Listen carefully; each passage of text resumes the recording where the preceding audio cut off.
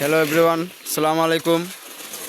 এই যে দেখতেছেন আমাদের বাড়িতে আজকে শর্ট পিলার ঢালাই হইতেছে। তো উনি আমার কাকা, এই যে আমার আরেকজন কাকা, উনি আমার বোন জামাই হন। তো উনি একজন মিস্ত্রি, ঠিক আছে।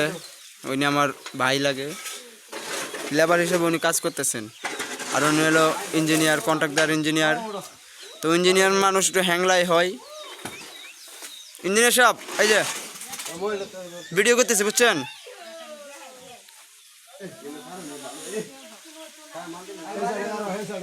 ভিডিওটা ভালো লাগলে সবাই লাইক দিবেন, শেয়ার করবেন।